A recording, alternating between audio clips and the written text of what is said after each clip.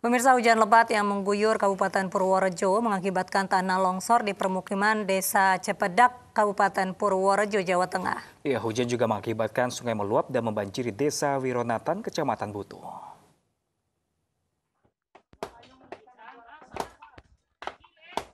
Bencana tanah longsor menerjang permukiman Desa Cepedak, Kecamatan Bruno, Purworejo, Jawa Tengah. Longsor menerjang rumah warga pada Minggu dini hari. Beruntung, warga yang rumahnya tertimbun longsor berhasil menyelamatkan diri dan mengungsi ke rumah kerabat. Selain menimbun rumah warga, longsor juga mengakibatkan jalan antar desa terputus. Warga harus memutar sejauh 10 km untuk menuju ke desa lainnya. Hujan lebat tiba-tiba langsung longsor gitu aja. Tebing setinggi berapa meter? 15 meteran. Ini mengenai berapa rumah, Mas? Dua kakak, dua rumah. Untuk saat ini kondisinya gimana, Mas? Yang satu yang ibaratnya yang rusak parah, yang satu ini. Kini warga waspada akan longsor susulan karena intensitas hujan di Purworejo masih tinggi.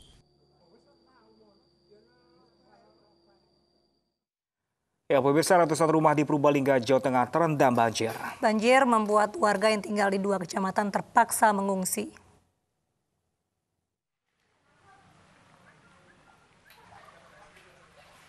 Luapan Sungai Klowing membuat sejumlah perumahan di Purbalingga, Jawa Tengah banjir. Ketinggian banjir mencapai 1 meter. Perumahan Taman Edelweiss di Desa Jetis, Kecamatan Kemangkon, menjadi wilayah terparah tergenang banjir. Ratusan warga pun harus mengungsi. Di sini kita kurang lebih 157 warga. Rumahnya ya, iya, banyak ya. Terendam semua. Tapi belum berani masuk rumah juga semua ya. Belum berani, Pak, karena masih belum bisa dibersihkan, surutnya lambat. BPBD Kabupaten Purbalingga masih mendata jumlah rumah dan korban banjir. BPBD pun menghimbau warga yang tinggal di sekitar aliran Sungai Serayu untuk waspada saat hujan karena sungai cepat meluap. Dari Purbalingga, Jawa Tengah, Catur Edi Purwanto, iNews melaporkan. 8 WNI yang bekerja dan disekap di Malaysia telah dijemput oleh KJRI Kuching di Sarawak, Malaysia. Ya, ke-8 WNI dipulangkan melalui Pos Lintas Batas Negara atau PLBN Entikong, Kabupaten Sanggali, Kalimantan Barat.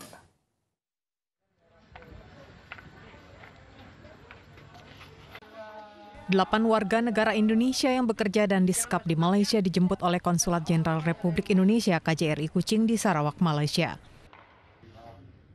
KJRI Kuching menyebutkan keterangan dari polisi di Raja Malaysia, 8 WNA ini korban tindak pidana perdagangan orang atau TPPO. Agen yang mempekerjakan pekerja imigran Indonesia telah ditahan oleh otoritas kepolisian Malaysia. Mereka disekap di satu tempat di Kota Miri, Sarawak. Para pekerja migran ini sudah bekerja di Kota Miri, Sarawak, Malaysia sejak 6 bulan hingga 2,5 tahun. Setelah dipulangkan, KJRI berhasil mendapatkan hak gaji 8 WNI dari agen dan langsung diserahkan di PLBN Entikong, Kabupaten Sanggau. Seorang pekerja migran Indonesia mengaku trauma selama bekerja di Malaysia. Kami disuruh kerja seperti biasa awalnya, tapi semakin ke sini ada yang sakit tidak boleh berhenti, harus kerja terus, dipaksa kerja.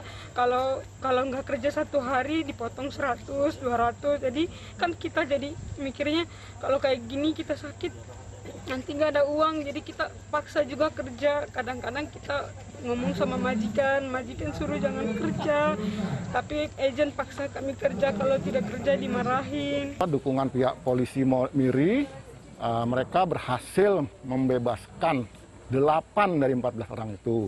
8 orang di satu rumah ya, dan akhirnya mereka dibawa ke kantor polis, ditutupkan di kantor polis Miri, dan agen yang menyekap lah istilahnya, mereka menyekap juga ditangkap sekalian ya.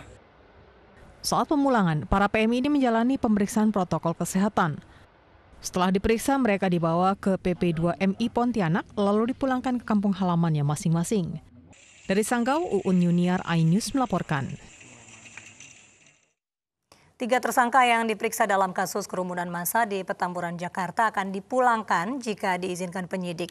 Ya, mereka tidak ditahan karena pasal yang dikenakan ancaman hukuman di bawah 1 tahun.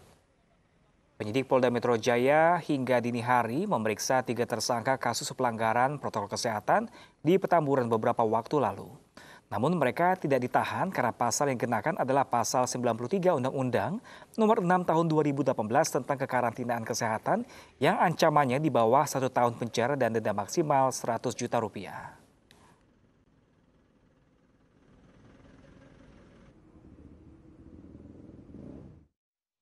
Ya, pemirsa, masa FPI menggeruduk Polres Cimahi serahkan diri untuk menggantikan Rizik Syihab yang ditahan di Polda Metro Jaya. Mereka siap dipenjara karena ikut hadir saat penyambutan Rizik Syihab di Jakarta.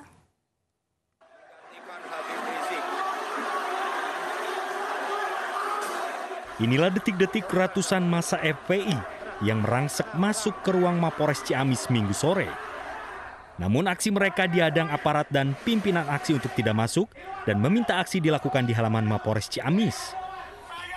Mereka ingin menyerahkan diri untuk ditahan karena turut serta dalam kerumunan penyambutan Habib Rizik saat kedatangannya di Jakarta. Dan mereka menyatakan siap dihukum untuk menggantikan Habib Rizik. Kami datang ke Polres Ciamis dalam rangka untuk menyerahkan diri tanggung jawab kami kepada Imam Besar Habib Rizik. Kenapa kami tanggung jawab? Karena pada saat Habib Rizik datang ke Indonesia, kami datang ke bandara, kami hadir di Petamburan, pernikahan beliau, putrinya, sehingga dengan datangnya kami ke tempat itu, rasa kami bersalah. Kami tidak diundang dengan Imam Besar, kami tidak diundang dengan Habib Rizik, tapi kecintaan kami datang ke sana dengan Imam Besar. Sehingga kami datang ke sana, karena Imam Besar sekarang ditahan, dikebloskan ke penjara, kami siap untuk menggantikan Imam Besar. Di tengah aksi, ratusan massa FPI juga sempat sholat asar berjamaah di tengah guyuran hujan halaman di Mapores Ciamis. Mereka akan terus melakukan aksi serupa yang lebih besar, bahkan akan berangkat ke Jakarta untuk minta keadilan dan menuntut pembebasan Habib Rizik. Dari Ciamis, Jawa Barat, Acep Muslim, iNews melaporkan. Ya, pemirsa, petugas gabungan membubarkan kerumunan di kawasan HI Tamrin hingga Sudirman malam tadi. Razia jam malam sengaja dilakukan demi mencegah penyebaran COVID-19 yang kembali meningkat di ibu kota. Sejumlah muda-mudi yang tengah asik berduaan di bawah jembatan penyeberangan orang ini langsung dibubarkan. Di beberapa taman kota dan jalur pedestrian, petugas juga masih menemukan banyaknya warga yang berkerumun. Tanpa basa-basi, petugas langsung membubarkan paksa warga agar bisa kembali pulang ke rumah. Razia sengaja dilakukan guna mencegah penyebaran COVID-19, mengingat saat ini penyebarannya di ibu kota kian meningkat. Pada protokol kesehatan, di mana protokol kesehatan untuk wilayah DKI ini masih berjalannya PSBB. Oleh karena itu kerumunan selalu akan kita bubarkan. Kami menghimbau kepada masyarakat, ingat penyebaran COVID di Jakarta masih cukup tinggi. Sadari itu bahwa COVID masih tinggi. Menjadi relawan COVID-19 bukanlah suatu pekerjaan yang mudah seperti yang dialami oleh Widiana Pratiwi. Ya, seorang ibu rumah tangga yang terketuk hatinya menjadi salah satu relawan pemulasaran jenazah COVID-19 harus rela meninggalkan waktu bersama anak dan suaminya saat bertugas.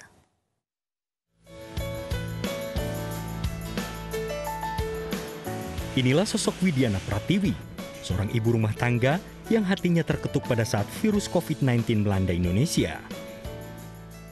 Pada saat ditemui di posko relawan COVID-19 yang berada di kantor Dinas Kebakaran Kota Depok, ia menceritakan awal menjadi seorang relawan pemulasaran jenazah COVID-19, yakni ketika di wilayah tempat tinggalnya menjadi salah satu wilayah dengan kasus COVID-19 tertinggi.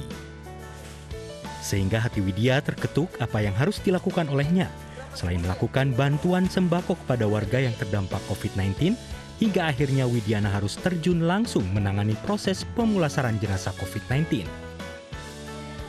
Sebelumnya, ia juga mengikuti pelatihan khusus bersama tim gugus tugas COVID-19 dari Dinas Kesehatan Kota Depok. Kepuasan hati gitu ya, manakala kita bisa bersama dengan masyarakat, membantu kesulitan mereka gitu, karena mengingat bahwa ketika ada jenazah yang meninggal dengan protokol COVID itu proses pemulasarannya itu ternyata tidak murah ya jika menggunakan vendor swasta. Maka di sini kami merasa sudah membantu dan meringankan masyarakat yang harus terkena protokol COVID ketika meninggal keluarganya. Seperti itu. Selain harus rela kehilangan waktu bersama keluarga pada saat bertugas, ia juga tidak jarang mendapat perlakuan tidak baik dari warga yang menolak pemakaman khusus jenazah COVID-19. Namun pihak keluarga Widiana sudah memahami ketika ia harus melakukan tugas bahkan pada malam hari. Keluarga pun sudah tidak khawatir lantaran setiap melakukan tugasnya sebagai relawan pemulasaran jenazah COVID-19. Widiana melakukan swab test secara rutin. Dari Depok, Jawa Barat, Iyung Rizky, iNews melaporkan. Ya pemirsa, informasi tadi sekaligus mengakhiri jumpa kita dalam iNews Pagi. Saya Mirva Suri. Dan saya Pram Senjaya pemirsa undur diri. Terima kasih atas kebersamaan Anda. Selamat beraktivitas, selamat pagi dan sampai jumpa.